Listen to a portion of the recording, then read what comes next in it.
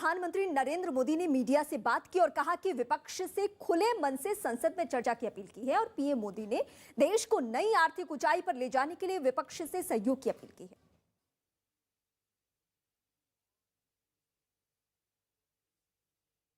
वैश्विक परिस्थिति में भारत के लिए बहुत अवसर मौजूद है। ये बजट सत्र विश्व में सिर्फ भारत की आर्थिक प्रगति, भारत में वैक्सीनेशन का अभियान, भारत की अपनी खोजी हुई वैक्सीन पूरी दुनिया में एक विश्वास पैदा कर रही है। इस बजट सत्र में भी हम सांसदों की बातचीतें, हम सांसदों के चर्चा के मुद्दे, खुले मन से की गई चर्चा वैश्विक प्रभाव का एक महत्वपूर्ण अवसर बन सकती है। मैं आशा करता हूं कि सभी आदरणीय सांसद, सभी राजनीतिक दल खुले मन से उत्तम चर्चा करके देश को प्रगति के रास्ते पर ले जाने में, उसमें गति लाने में अवश्य मददरूप होंगे। ये बजट सत्र एक प्रकार से पूरे वर्ष भर का खाका खींचता है और इसलिए बहुत महत्वपूर्ण होता है। हम पूरी प्रतिबद्धता के साथ इस बजट सत्र को जितना ज़्यादा फलदायी बनाएंगे, आने वाला पूरा वर्ष हमें नई आर्थिक ऊंचाइयों पर ले जाने के लिए भी एक बहुत बड़ा अवसर बनेगा। तो इस वक्त बजट से जुड़ी हुई बड़ी बातें हम आपको बता रहे थे, लेकिन इस वक्त मेरी सहयोगी सबीना तमंग आपको अब उत्तर प्रदेश की सियासत से जुड़ी हुई हर खबर आप तक पहुंचाएंगी। बहुत शुक्रिया रीमा। और अब बात जाटलैंड में आरंभ है प्रचंड।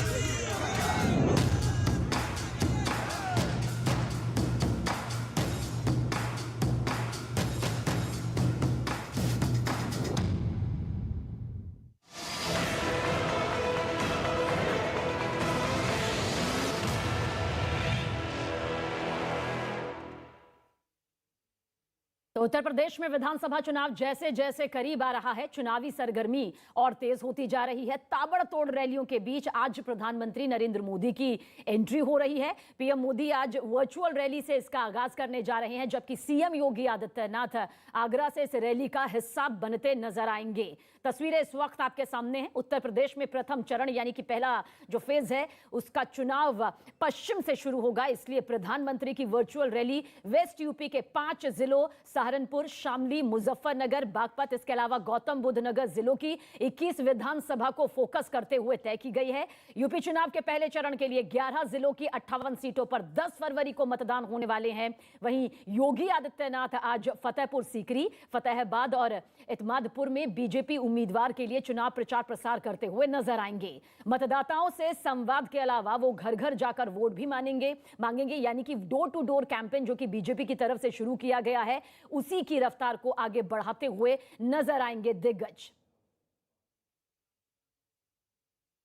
तो प्रधानमंत्री नरेंद्र मोदी आज यूपी विधानसभा चुनाव के लिए पहली वर्चुअल रैली संबोधित करते हुए नजर आएंगे और इस रैली से पश्चिम उत्तर प्रदेश के 5 जिलों की विधानसभाओं से लोग जुड़ेंगे। साथ ही साथ बताया गया है कि पीएम मोदी की इस वर्चुअल रैली में करीब 49,000 लोग शामिल होंगे। मुख्यमंत्री योगी आदित्यनाथ का जिक्र करें तो आगरा और उप मुख्यमंत्री दिनेश शर्मा लखनऊ प्रदेश कार्यालय में बने वर्चुअल रैली स्टूडियो से रैली से जुड़ेंगे और इस रैली को सहारनपुर की सभी विधानसभाओं में बड़ी स्क्रीन के जरिए दिखाया जाएगा। इसके अलावा शामली और कैराना में वर्चुअल रैली के प्रसारण का भी इंतजाम किया गया है। बागपत, गौतम बुद्ध नगर में रैली को दिखाने के लिए स्क्रीन का इंतजाम किया गया है। इन 5 जिलों की सभी विधानसभाओं के उम्मीदवार भी इस वर्चुअल रैली का हिस्सा बनेंगे। बताया गया है कि ज्यादा से ज्यादा लोगों को इस रैली से जोड़ने के लिए मोबाइल पर भी इस रैली का लिंक भेजा गया है, ताकि हर कोई बीजेपी की तरफ से की जा रही इस पहली वर्चुअल रैली से जुड़ सके। तो 5 जिलों की 21 विधानसभाओं में यह रैली होने जा रही है। रैली का नाम जन चौपाल रैली जो रखा गया है, और इस जन चौपाल में अपने पश्चिम उत्तर प्रदेश के जो 5 जनपद हैं, ऐसे 5 जनपद सहारनपुर, मुजफ्फरनगर, शामली, बागपत, गौतम बुद्ध नगर, ऐसे सारे जनपदों के लगभग 21 विधानसभाओं को इसमें हमने टच किया है। ये उत्तर प्रदेश के अंदर लगभग 6 स्टूडियो बनाए गए हैं। ये मुख्य स्टूडियो है, और साथ ही साथ मेरठ के अंदर, आगरा के अंदर, गोरखपुर के अंदर, वाराणसी के अंदर अलग अलग जगहों पर इस तरह के स्टूडियो बनाए गए हैं। कानपुर में भी स्टूडियो बना है। तो पीएम मोदी ने वर्चुअल रैली को लेकर ट्वीट भी किया। उन्होंने इसे जन चौपाल बताते हुए ट्वीट किया। यूपी के लोगों ने आज की वर्चुअल रैली के लिए जिस प्रकार का उत्साह दिखाया, वो राज्य के विकास के लिए उनकी प्रतिबद्धता को जाहिर करता है। दोपहर 1:30 बजे होने वाली इस रैली में सहारनपुर, शामली, मुजफ्फरनगर, बागपत और गौतम बुद्ध नगर के मतदाताओं को संबोधित करने का सुअवसर मिलेगा। तो प्रधानमंत्री नरेंद्र मोदी का ये ट्वीट सामने आया। और इस वर्चुअल रैली को लेकर केंद्रीय सूचना एवं प्रसारण मंत्री अनुराग ठाकुर ने एक वीडियो ट्वीट किया है, और साथ ही लोगों से इस वर्चुअल रैली से जुड़ने की अपील भी इस वीडियो के जरिए की है।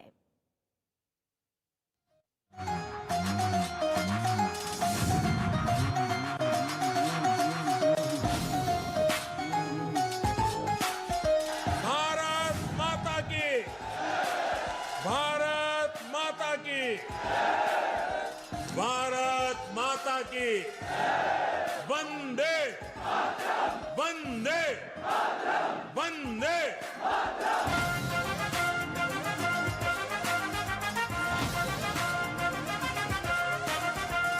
पश्चिमी उत्तर प्रदेश के लोग जानते हैं कि आप उधर हाथ लंबा करोगे तो लखनऊ में योगी जी, और इधर हाथ लंबा करोगे तो दिल्ली में मैं हूं आपके लिए।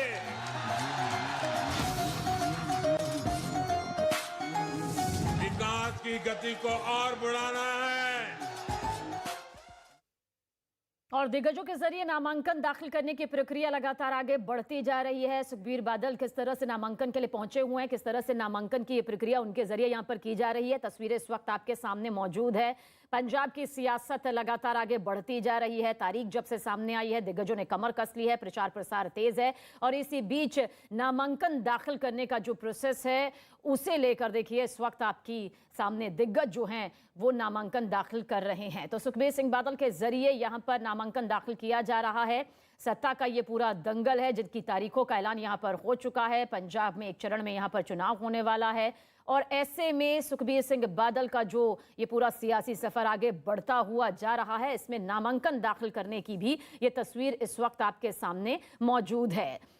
लंबा जनसैलाब उनके साथ में रहा है, समर्थकों की लंबी फहरिस्त उनके सामने रही है। पंजाब की जलालाबाद सीट से एक बड़ी भूमिका में भी वो पहले नजर आ चुके हैं। शिरोमणि अकाली दल के अध्यक्ष हैं, पूर्व सीएम प्रकाश सिंह बादल के बेटे हैं। सुखबीर सिंह बादल का जो ये सियासी सफर है, इसमें पंजाब के डिप्टी सीएम की भूमिका भी वो निभा चुके हैं। फरीदकोट से सांसद रहे हैं, तो कई बड़ी महत्वपूर्ण जिम्मेदारियां जनप्रतिनिधि के तौर पर उन्होंने संभाली है। ऐसे में अब आगे की सियासी पारी में किस तरह से जनता के सामने वो उतरने वाले हैं, उसके लिए नामांकन दाखिल करने की ये पूरी प्रक्रिया इस वक्त आपके सामने मौजूद है। पंजाब की सियासत में फिलहाल इस वक्त कहा जा सकता है कि एक एक सीट की बेहद महत्वपूर्ण भूमिका है। चुनौतियां यहां पर हर पार्टी जानती है कि इस बार सियासी समीकरण बदले हैं। ऐसे में सभी ताल ठोकते हुए दिग्गज चेहरे जो हैं वो नजर आ रहे हैं। तो पहले चरण में 10 फरवरी को आगरा की सभी 9 विधानसभा सीटों पर मतदान होना है। हम यूपी का जिक्र एक बार फिर से करने जा रहे हैं क्योंकि यहां पर पहले चरण का मतदान 10 फरवरी से शुरू हो जाएगा, जिसमें कुछ ही दिन बाकी हैं। ऐसे में बीजेपी के अपने स्टार प्रचारक जो हैं वो चुनाव प्रचार में नजर आ रहे हैं। मुख्यमंत्री योगी आदित्यनाथ आगरा में जनसंपर्क और सभाएं करेंगे। उत्तर प्रदेश के मुख्यमंत्री योगी आदित्यनाथ आज फतेहपुर सीकरी, फतेहाबाद और एतमादपुर में बीजेपी उम्मीदवार के लिए वोट मांगते नजर आएंगे। सीएम योगी आदित्यनाथ दोपहर 12 बजे करीब आगरा के किरावली में प्रभावी मतदाता संवाद में हिस्सा लेंगे, जहां पर प्रभावी मतदाता संवाद के जरिए कार्यकर्ताओं में, समर्थकों में जोश भरते नजर आएंगे, जीत का मंत्र देते नजर आएंगे। जबकि दोपहर करीब 1 बजे वो पीएम मोदी के साथ वर्चुअल रैली के जरिए जुड़ जाएंगे। इस रैली के बाद वो आगरा के शमशाबाद में प्रभावी मतदाता संवाद कार्यक्रम में फिर शामिल होंगे। शाम 4 बजे से आवलखेड़ा बाजार में घर घर जाकर चुनाव प्रचार करेंगे, यानी कि डोर टू डोर कैंपेन लगातार बीजेपी के तमाम दिग्गज कर रहे हैं। खुद मैदान में सीएम योगी आदित्यनाथ जोर शोर से रोजाना की तरह आज भी उतरे हुए हैं। ऐसे में आज की भी बड़ी तस्वीर यहां पर चुनावी मैदान से नजर सामने आने वाली है, क्योंकि जनप्रतिनिधि मैदान में उतार दिए गए हैं और उन उम्मीदवारों के जरिए जो बड़े चेहरे हैं उनके लिए वोट मांगने के लिए जनता का सहयोग चाहते हैं।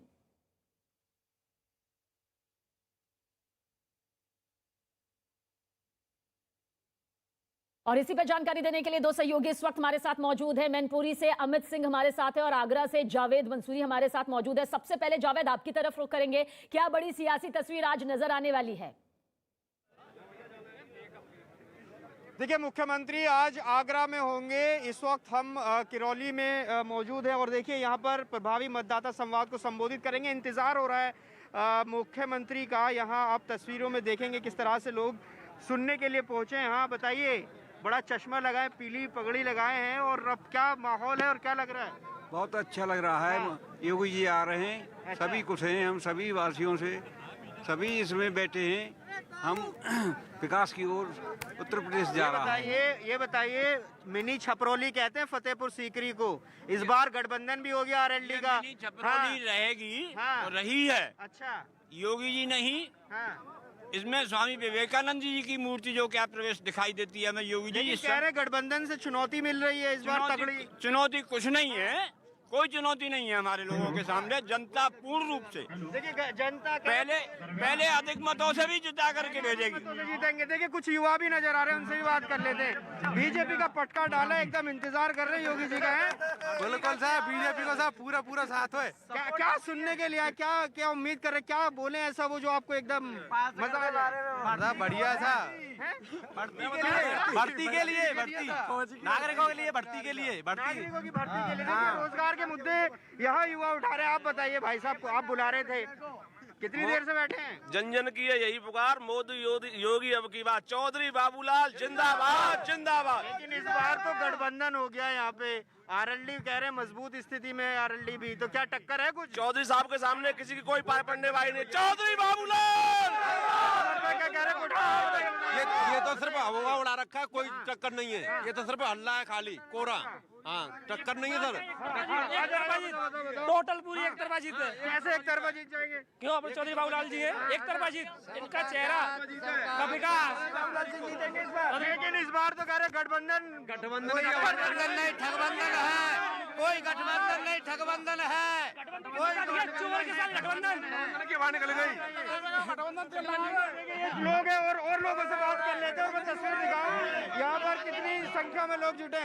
हाँ जी, एकदम बताइए। अब तो धूप ठीक ठाक निकल रही है, ठंड भी कम हो गई है, लेकिन निकल रही है। बीजेपी का, योगी जी का अच्छा बहुमत है यहाँ। क्या पसंद आया इन 5 सालों में योगी जी? इन 5 सालों में इन्होंने बड़ा सराहनीय कार्य किया है। क्या बताइए? बहुत ही अच्छा। केंद्र में मोदी जी ने अच्छा कार्य किया है राष्ट्रीय स्तर की तरफ, और योगी जी ने उत्तर प्रदेश में अच्छा कार्य किया है।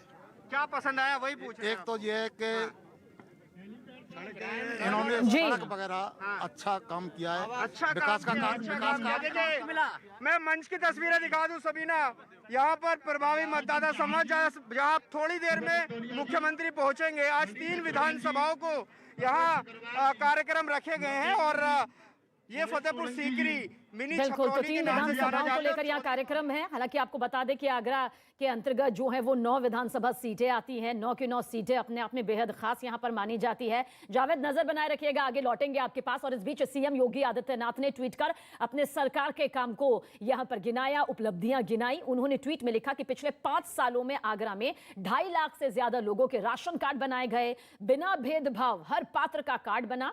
यह बीजेपी सरकार ही है जिसने कोरोना की चुनौतियों के बीच 15 करोड़ प्रदेशवासियों के लिए मुफ्त राशन भोजन का समुचित प्रबंध किया। और डबल इंजन की सरकार तो राशन भी डबल। योगी आदित्यनाथ का यह ट्वीट यहां पर सामने आया। और इससे पहले यूपी के बुलंदशहर में चुनाव प्रचार के लिए पहुंचे सीएम योगी आदित्यनाथ ने समाजवादी पार्टी, कांग्रेस और बीएसपी तीनों पर एक साथ निशाना साधा। कांग्रेस हो, सपा हो, बसपा हो, तीनों एकजुट हैं। कब? तीनों एकजुट होकर के कार्य करते हैं तब जब गरीब के हक पर डकैती डालनी हो। और आज एक बड़ी तस्वीर सियासी मैदान से चुनाव प्रचार प्रसार को लेकर सामने आने वाली है। हालांकि जहां जहां संबोधन, जहां जहां सभाएं दिए जा रहे हैं, वहां पर जाहिर सी बात है पिछली सरकारों को अड़े हाथों लिया जा रहा है। और साथ ही अपने प्रदेश की सरकार किस तरह से यहां पर उपलब्धियां गिना रही है, वो तस्वीर भी आपके सामने। और उत्तर प्रदेश विधानसभा चुनाव में जीत हासिल करने के लिए सभी पार्टियां पूरा दमखम लगा रही है। समाजवादी पार्टी का जिक्र करें तो अध्यक्ष अखिलेश यादव खुद इस बार चुनावी मैदान में हैं। लोग यहाँ से चुनाव लड़ते रहे, आशीर्वाद देते रहे, यहाँ की जनता की मांग थी, इसलिए माननीय राष्ट्रीय अध्यक्ष जी ने उसको स्वीकार करके पार्टी की मांग पर यहाँ से लड़ने का निर्णय लिया है। हालांकि पूरे उत्तर प्रदेश में इलेक्शन वो लड़ रहे हैं, तो आपको लगता है क्या उतना ज़्यादा यहाँ पर वो फोकस कर पाएंगे, या फिर रणनीति आपकी क्या होगी फिर आप लोगों की? मैंने कहा ये घर की सीट है, यहाँ का हर कार्यकर्ता, हर नेता अखिलेश यादव है, माननीय मुलायम सिंह यादव है, और सब इसको अपना इलेक्शन मान के लड़ रहे हैं। जो भी लोग हैं वो अखिलेश जी से कुछ डिमांड नहीं कर रहे, वो कह रहे हैं आप पूरे प्रदेश को जीतिए।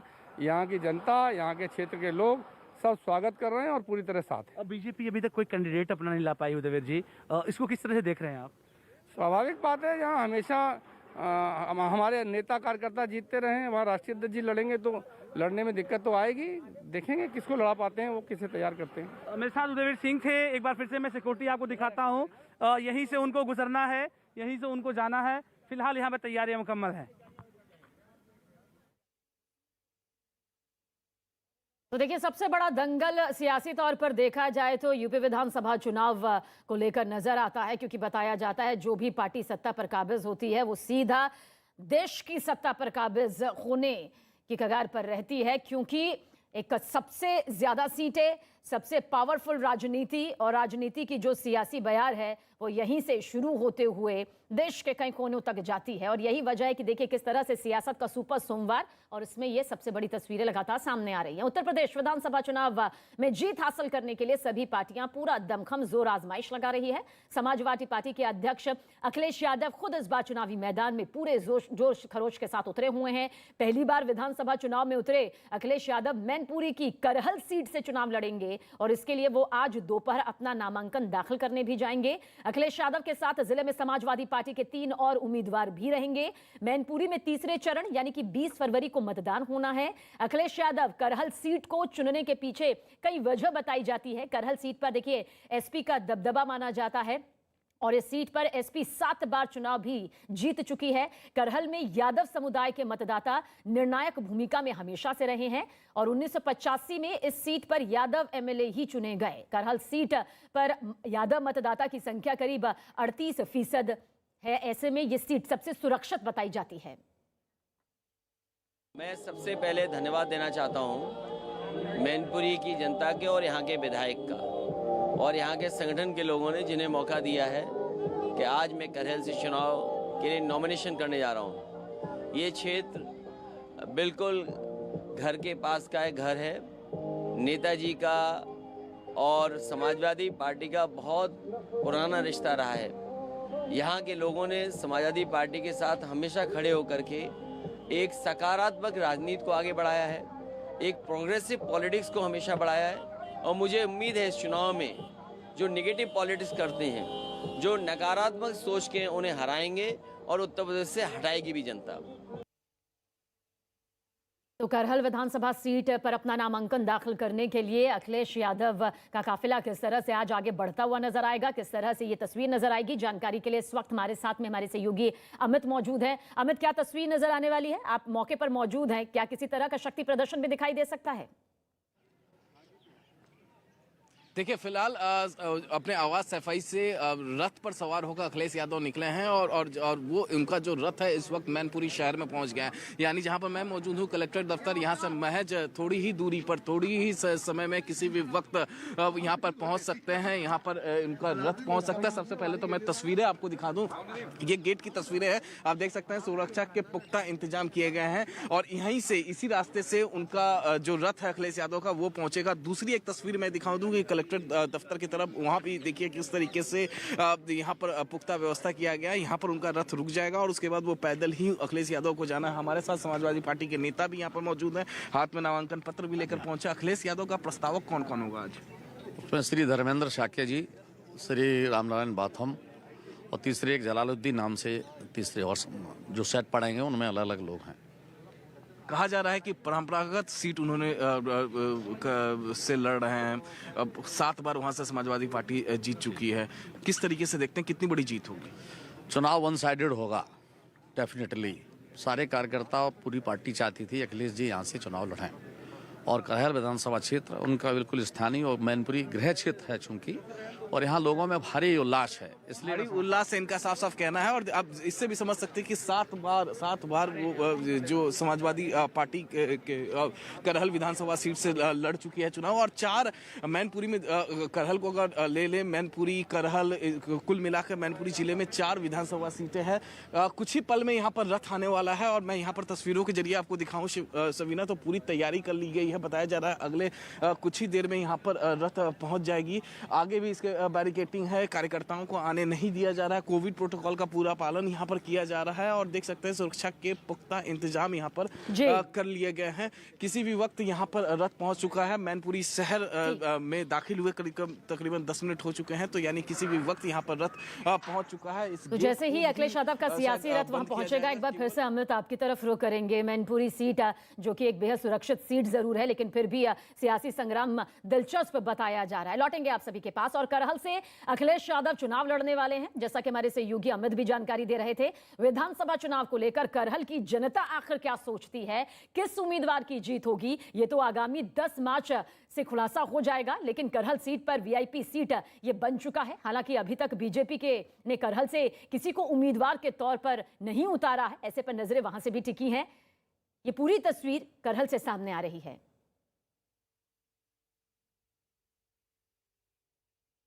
करहल में तो कोई मुद्दा नहीं है, यहाँ तो पहले से ही बहुत डेवलपमेंट हुआ है और माननीय राष्ट्रीय अध्यक्ष जी अगर यहाँ से चुनाव लड़ रहे हैं तो और जो मैक्सिमम डेवलपमेंट हो सकता है वो माननीय अखिलेश जी यहाँ पे करेंगे। श्योर। सौभाग्य पूरी करहल गौरवान्वित है कि इतनी यानी कि राष्ट्रीय अध्यक्ष जी यहाँ से चुनाव लड़ रहे हैं। यहाँ पे डेवलपमेंट तो ऑलरेडी पहले से नेताजी ने भी बहुत करवाया है, आज भी हो रहा है। और सीएम योगी आदित्यनाथ ने राहुल प्रियंका का नाम लिए बगैर उन पर हमला बोला, निशाना साधा। उन्होंने कहा कि जब देश मुश्किल में था तो भाई बहन को इटली याद आ रहा था। भाई बहन की पार्टी के लिए तो जब कोई आपदा आती है तब उनको भारत याद नहीं आता, भारत के नागरिक याद नहीं आते, तब उनको इटली में नानी याद आती है। और आगरा में केंद्रीय मंत्री स्मृति ईरानी ने पार्टी के लिए चुनाव प्रचार प्रसार किया। स्मृति ईरानी के निशाने पर अखिलेश यादव थे। उन्होंने कहा जो लोग कल तक हिंदुत्व का अपमान करते थे, आज उनके सपने में भगवान कृष्ण आते हैं। इस रणबेला में जिन लोगों को हिंदू और हिंदुत्व से परेशानी थी, अब वो भगवान कृष्ण के सपने देखने लगे हैं। लेकिन उनका कड़वा सत्य ये है कि नेताजी सपने देखते हैं कृष्ण भगवान जी के और अपनी पार्टी देते हैं नाहिद हसन जैसे नेताओं के हाथ में।